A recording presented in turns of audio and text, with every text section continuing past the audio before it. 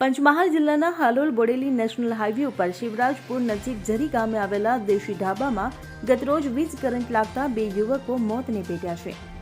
મળતી માહિતી અનુસાર દેશી વેજ નોનવેજ ઢાબાના શૈલેષભાઈ પૂનમભાઈ રાઠવા હોટેલની પાછળ ગયા તે દરમિયાન તેમને વીજ કરંટ લાગતા બાજુના ઢાબામાં કામ કરી રહેલો વિનોદ રાઠવા તેને બચાવવા માટે દોડ્યો હતો. ત્યારે વિનોદને વીજ કરંટની જાણ ન હોવાને લઈ તેણે શૈલેષને પકડી લેતા તે પણ વીજ કરંટનો ભોગ બન્યો હતો. ત્યારે શૈલેષ રાઠવા અને વિનોદ રાઠવાને કરંટ લાગ્યો. ત્યાં પાછળ પોઈન્ટ ખેંચવા વાયર દોડાવ્યો હતો અને ત્યાં કરંટ લાગ્યો હોવાનું જાણવા મળી આવ્યું છે.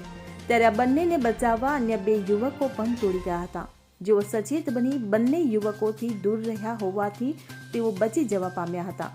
તો આ ઘટના બાદ શૈલેષ રાઠવાને સારવાર અર્થે બોડેલી લઈ જવામાં આવ્યો હતો, જ્યાં તેને મૃત જાહેર કરતા મૃતદેહને રેફરલ હોસ્પિટલમાં લઈ જવામાં આવ્યો હતો. જ્યારે વિનોદ રાઠવાના મૃતદેહને હાલોલ સરકારી હોસ્પિટલ લાવવામાં આવ્યો હતો. ત્યારે આ સમગ્ર મામલે પાવાગઢ પોલીસે અકસ્માત મોતની એડી દાખલ કરી આગળની તપાસ હાથ ધરી છે.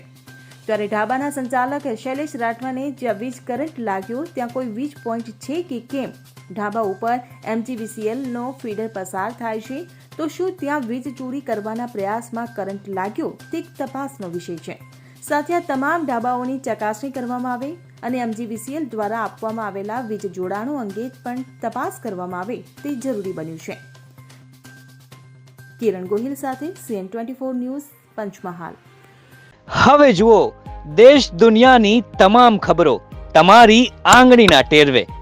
ઉઠાવો મોબાઈલ અને Google Play Store પરથી ડાઉનલોડ કરો અમારી CN24 ન્યૂઝ મોબાઈલ એપ.